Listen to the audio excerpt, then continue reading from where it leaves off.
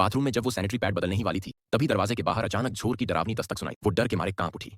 उसे अंदर से यकीन था, ये वही वहशी अमीर आदमी है कि ताज़ा खून की खुशबू सूंघकर ही वो यहाँ तक पहुंच गया होगा।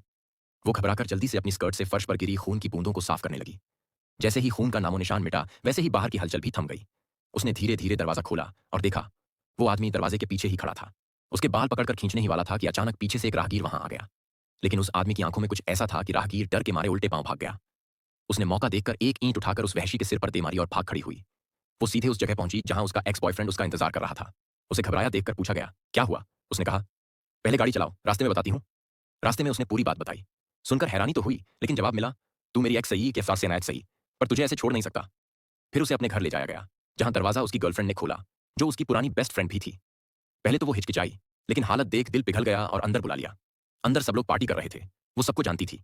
जब सबको कहानी पता चली, तो सब गुस्से से भर गए। बोले, उस दरिंदे को सबक सिखाते हैं।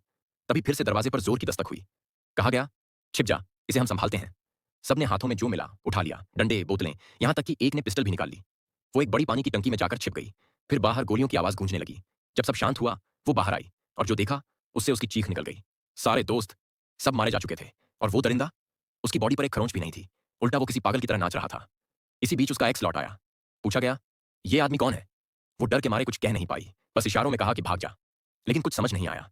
अगली ही पल उसका सिर उसके शरीर से अलग हो चुका था। अब उसे समझ आ चुका था, ये आदमी इंसान नहीं है, ये कुछ और है, कुछ डरावना, शायद एक राक्षस। वो भागती रही, लेकिन सुरंग के आखिरी छोर पर वही खड़ा था। वो वहीं ठिठक गई। लगा अब